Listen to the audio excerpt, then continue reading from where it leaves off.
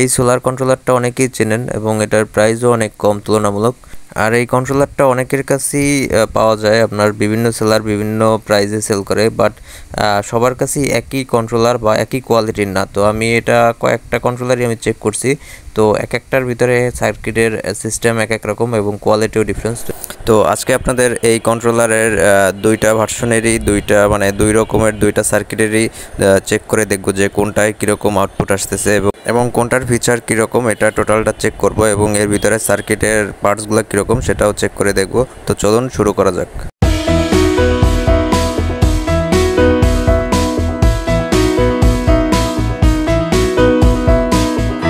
তো এটার ভিতরে দেখতে পাচ্ছি এটার ভিতরে 3টা মসফেট আছে এবং এটার হিটসিং টেপ দেওয়া আছে এবং এটার হিটসিংটাও আপনার মোটামুটি ভালো কোয়ালিটির আপনার মেটালের।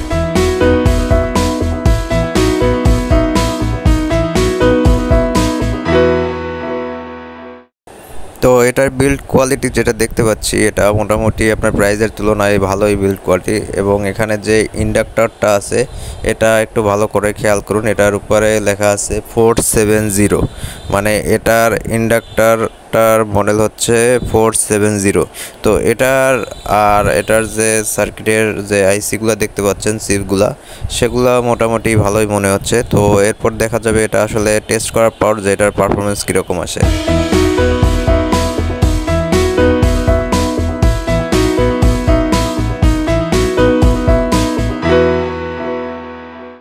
সো এখন এই কন্ট্রোলারটা দেখতে পাচ্ছেন যে এটাও একেবারে সেম দেখতে, এটার আউটলুক একেবারে সেম একই রকম।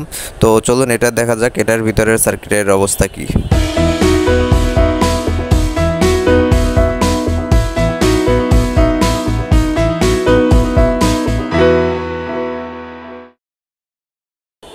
তো এটা খোলার পরে দেখতে পাচ্ছেন যে এটার ভিতরে প্রায় 5টা মসফেট দেওয়া আছে, বাট এটার ফিনিশিং এবং এটার পেস্টিংয়ের সিস্টেম ভিন্ন এবং এটার ভিতরে যে আপনার ইন্ডাক্টরটা আছে সেটা দেখুন যে সেটার মডেলটা কত। সো এটার আপনার আগের যে এটা ইন্ডাক্টরের মডেল ছিল সেটা ছিল 470 এবং এটার ইন্ডাক্টরের যে মডেলটা সেটা একটু ভালো করে খেয়াল করুন যে সেইটার মডেলটা এটার ইন্ডাক্টর মডেল হচ্ছে 221 এবং এটার সার্কিটের যে আইসির যে প্যাটার্ন দেখতে পাচ্ছেন সেটাও কিন্তু ডিফারেন্ট, মানে দুইটাই দুই ফ্যাক্টরিতে তৈরি কিন্তু এর আউটলুক টোটালটাই সেম। তো এবার দেখা যাক যে এই দুইটা মডেলের কোনটার পারফরমেন্স কীরকম, প্র্যাকটিক্যালি চেক করে দেখব যে কোনটা থেকে কীরকম আপনার পারফরমেন্স দিচ্ছে।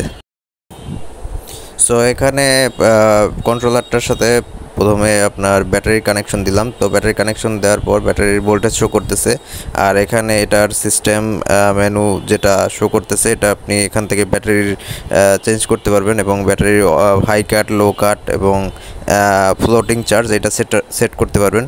তো সোলার প্যানেল কানেক্ট করার পর দেখতে পাচ্ছেন যে এটা চার্জ হচ্ছে। তো চার্জিংয়ের সময় এই যে পাশে দেখতে পাচ্ছেন যে একটা মার্ক চিহ্ন করতেছে, ব্লিঙ্ক করতেছে। তো এটার মেনলি হাই কাট হচ্ছে 14.4, মানে আপনার ব্যাটারি ফুল চার্জ তখন 14.4 থাকবে, কিন্তু আপনি কিন্তু 14.4 ইয়াতেই আছে, এটা কিন্তু আপনার একেবারে নিচে নামবে না। আর আপনি এখানে মাল্টিমিটারে দেখতে পাচ্ছেন যে আপনার 14.4-এ দেওয়া অবস্থায়, মানে 14.4 মানে ফুল চার্জিং অবস্থায় একবার আপনার 1 অ্যাম্প শো করতেছে মাল্টিমিটারে, আবার 0.34, আবার 0.2, 0.1 এরকম চার্জিং দিতেছে, মানে এটা হচ্ছে আপনার ফ্লোটিং চার্জ হইতেছে। 14.4 মানে আপনার ব্যাটারি ফুল চার্জ হয়ে গেছে, তার মানে এখন ও ফ্লোটিং চার্জ করতেছে আর এইভাবে মানে খুব সামান্য মিলিঅ্যাম্পে এটা চার্জ হবে, যেটা আপনার কখনোই অফ হবে না। এটা দেওয়ার মানে হচ্ছে আপনার ব্যাটারিটা কখনো ডাউন হবে না এবং ব্যাটারির আপনার লংজিভিটি অনেক ভালো থাকবে, মানে ব্যাটারির আপনার ওভার অ্যাম্পিয়ারে চার্জ দিচ্ছে না, ও একটা স্বল্প মিলিঅ্যাম্পে। এটাই আপনার ম্যাক্সিমাম যত এমপিপিটি কন্ট্রোলার অথবা ভালো যেসব কন্ট্রোলার আছে সেগুলো এইভাবেই চার্জ দেয়। তো এটা যেহেতু PWM, তারপরও এটা আপনার যে চার্জিং যে সিস্টেমটা এটা কিন্তু এমপিপিটির মতোই চার্জ দিচ্ছে, মানে এটা একেবারে স্বল্প এম্পিয়ারে চার্জ দিচ্ছে, যেটা আপনার যখন আপনার ফুল চার্জ হয়ে যাবে তখন একটা হালকা অ্যাম্পে আপনার চার্জ দেবে, হালকা মিলি অ্যাম্পে, যেটা আপনার ব্যাটারির চার্জ কখনোই মানে ডাউন হতে দেবে না এবং ওভার চার্জও করবে না।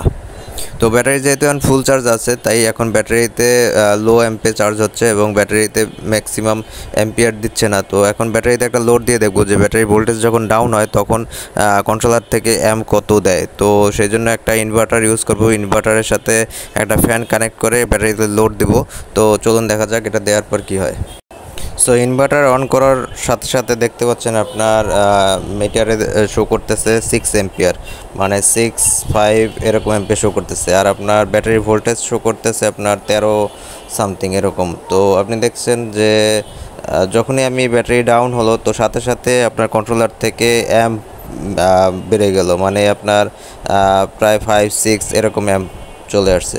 তো তার মানে আপনার যখনই ভোল্টেজ ডাউন হবে তখন ও ফুল অ্যাম্পে ব্যাটারিটাকে চার্জ দেবে, এবং ব্যাটারি যখন আবার ফুল হয়ে যাবে তখন ও একেবারে মিলি অ্যাম্পে চার্জ দেওয়া শুরু করবে। তো এটা তো পারফেক্টলি কাজ করতেছে, এবং এই কন্ট্রোলারটা আমার কাছে খুবই ভালো মনে হলো যে এটার যেভাবে চার্জিং এবং বুস্ট চার্জিং যেভাবে করতেছে এটা খুবই ভালো মনে হলো। তো ইনভার্টার অফ করে দিলাম, অফ করার পর দেখতে পাচ্ছেন আবার আপনার ফুল চার্জ শো করতেছে 14.4, এবং এম্পিয়ার আস্তে আস্তে ডাউন হচ্ছে, এটা আপনার 2.3 এরকম, এবং এরপর আস্তে আস্তে আপনার কমতে শুরু করছে এম্পিয়ার। তো এটা খুবই একটা ভালো দিক যে এটা আপনার কন্ট্রোলার থেকে স্মুথলি আপনার অ্যাম্পিয়ার ডাউন করে আপনার চার্জ দিচ্ছে। সো এইভাবে চার্জ দিলে আপনার ব্যাটারির হেলথ ভালো থাকবে, এবং ব্যাটারি সহজে আপনার ডিসচার্জ কম হবে। আপনার নর্মালি যে ব্যাটারির হেলথ থাকে সেটা আপনার ভালো থাকবে। তো এবার দেখব সেকেন্ড যে কন্ট্রোলারটা আছে সেটা কীভাবে চার্জ দেয় এবং সেইটার ফিচারটা সেটা কীভাবে কাজ করে।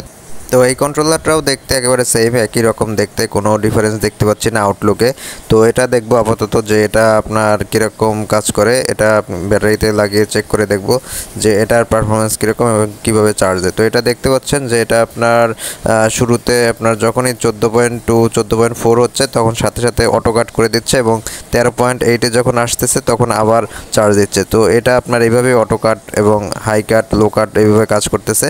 তো মিটারে মাল্টিমিটারও দেখতে পাচ্ছেন যে এটা যখন 14.4 এরকম আসতেছে তখন ফুল অ্যাম্পে চার্জ দিচ্ছে, মানে 2 অ্যাম্প এরকম। আবার যখনই 14.4-এ যাচ্ছে তখন আবার অ্যাম্পিয়ার ছেড়ে দিচ্ছে, এবং 0.4 এবং অথবা মানে অ্যাম্প অফ করে দিচ্ছে, মানে আপনার একবার হাই অ্যাম্পে চার্জ দিচ্ছে একবার লো অ্যাম্পে, মানে কন্টিনিউয়াসলি আপনার হাই অ্যাম্প লো অ্যাম্প এরকমভাবে চার্জ দিচ্ছে। যেটা আপনার ওই কন্ট্রোলারটা যেভাবে দেখলাম স্মুথলি আপনার অ্যাম্পিয়ার ডিক্রিজ করে তারপর কাজ করতেছে, এটা কিন্তু সেভাবে না, এটা আপনার হাই কাট হয়ে আবার মানে অফ হয়ে যাচ্ছে, মানে অফ হওয়ার সাথে সাথে আপনার 13.8-এ চলে আসছে। আবার যখন চার্জ দিচ্ছে তখন আবার আপনার 14.4 এরকম আছে। তো এটার চেয়ে আমার মনে হলো আগের কন্ট্রোলারটাই বেটার, ওইটার আপনার যে চার্জিং সিস্টেম ওইটা অনেক স্মুথ এবং ব্যাটারি ডিসচার্জ কম হবে ওইটা থেকে ইউজ করলে। তো আমি চেষ্টা করব ওই কন্ট্রোলারটার প্রোডাক্টের লিঙ্ক আমি ডিসক্রিপশনে দিয়ে দেবো, এবং আপনাদের কোনো কিছু জানার থাকলে অবশ্যই কমেন্ট করে জানাবেন।